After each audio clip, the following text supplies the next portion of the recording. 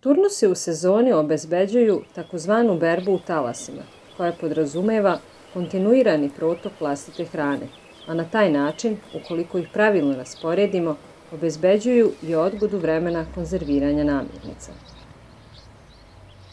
Ukoliko u sezoni posadite sve što vam je potrebno od hrane u jednom turnusu, rizikujete da vam u jednoj fazi dospeva mnogo plodova koje morate da konzervirate, a na taj način se skraćuje vreme konzumacije svežih plodova.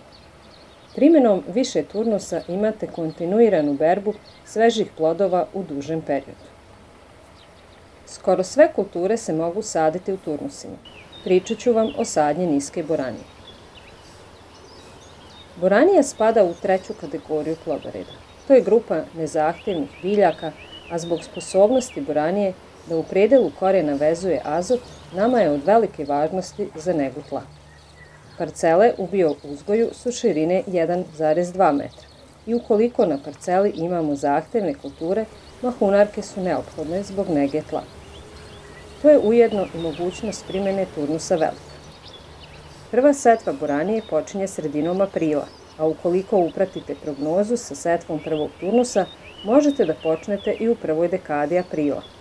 Boranija je osetljiva na mraz i potrebno je o tome voditi računa. Kada nikne prvi turnus, mi počinjemo setvu drugog, a to je 2 nedelje nakon setve prethodnog.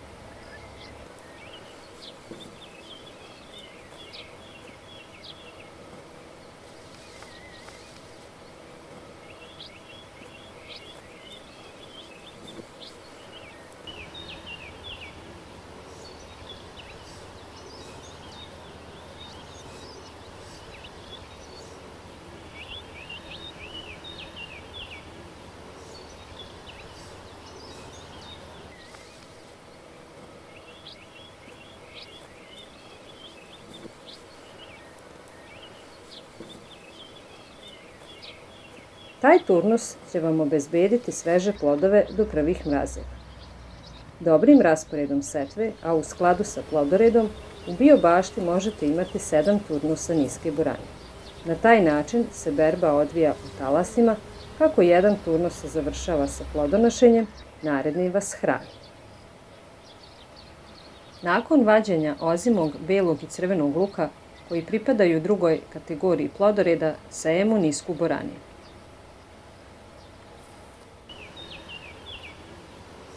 Takođe, iako se preskače plodored, može se niska boranija posijati i nakon vađenja krompira.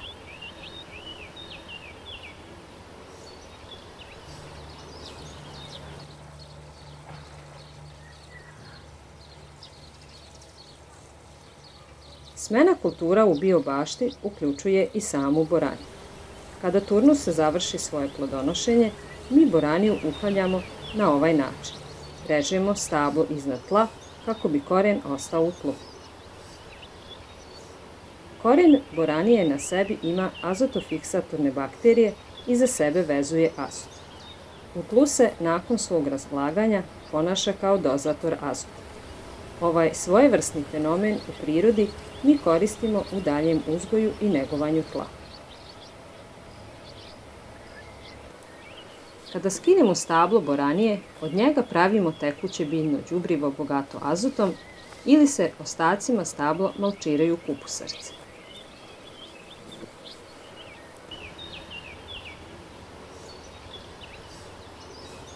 U zavisnosti od rasporeda biljaka na parceli, iza niske boranije možete da posadite brokelj ili brokulu.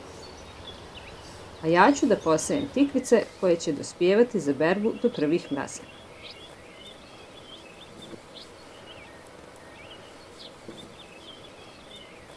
Boranija se kuva, zamrzava, ostavlja u semenu za dalje kuvanje. Pokazat ću vam kako kiselim boraniju. Za ovu pravu deliciju u teglici, pored boranije, koristim i lekovite začinske biljke, kao i sideratno cveće.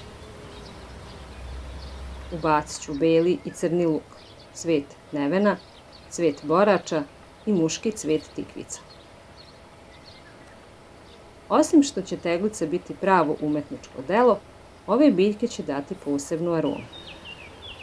Recept za ovu teglicu je: prokuvate 1,3 litra jabukovog sirćeta sa 3 litre vode, 200 g šećera i 100 g soli. U teglu stavite sveže povrće i prelijte ga ovom tečnošću.